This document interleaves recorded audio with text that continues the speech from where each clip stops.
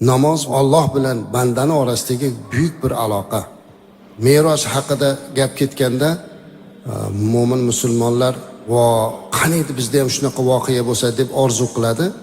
Ana o'shuning uchun aytiladiki, as-salatu me'rojul mu'minin deb. Namoz bu mo'minning me'roji. Tasavvur qilyapsizmi?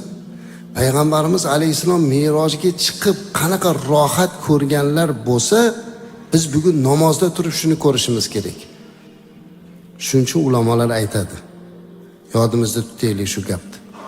Namozxon ayniqsa xufton kech bo'ladi, charchaymiz. Birinchi xuftonda o'qib olaylik deb o'qib bo'lgandan keyin Xudoga shukr o'qib oldik, maza qildik deymiz. Bu yaxshi, gunoh emas. Lekin namozxon namozni o'qib bo'lib emas, namoz o'qiyatib maza qilsin deydi. Namoz o'qiyotganda rohatlansin. O'qib bo'lgandan keyin mas'uliyatdan qutulganligi uchunki rohat, u rohat alohida. Undagi rohatimiz qarzdan qutuldik, vazifamizni bajardik. Lekin namoz ichida turib rohatlanish kerak azizlar. Shunday o'qish kerakki, namozni payg'ambarimiz alayhissalomga me'rojga chiqqanlarda farz bo'lgan ibodatni bajarayotganini his qilib, men go'yoki Allohning qabulida turibman degan rohat bilan namoz o'qish kerak. Alloh Qur'onda ajib bir oyat keltiradi. Estaizu billah.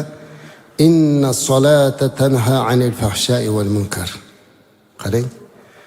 Alloh taolo namoz o'qishga buyurib aytayaptiki, namoz o'qing, namoz sizlarni fahsh va yomon ishlardan to'xtatadi. Namoz sizlarni fahsh va munkar ishlardan to'xtatadi deyapti. Qaytaradi, nahiy qiladi. Endi savol beriladi.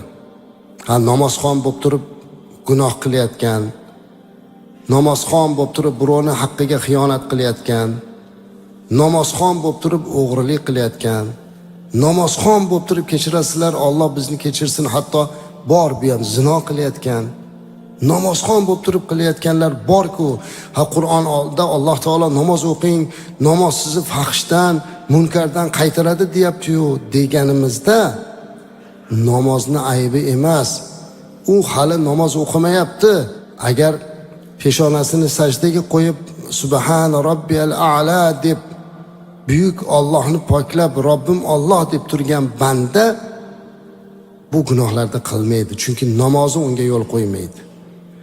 Shuning uchun agar mabodo namoz o'qiyapmiz-u, lekin shu namozimiz bizni munkar ishlardan, gunohlardan to'xtatmayotgan bo'lsa, biz namozimizga e'tiborni qarataylik azizlar. Biz namozni o'sha talab qilgan darajadagi xushu, huzusini chiqara olmayapmiz-da. Biz uni harakatini chiqaryapmiz xolos. Sajda qilyapmiz, ruku qilyapmiz, lekin o'shining ichidagi ma'naviy ruhiyatini chiqara olmayapmiz. Namozni muhabbat, shunday sadoqat bilan o'qishlik kerak. Payg'ambarimiz alayhisolatu vassalam kabi.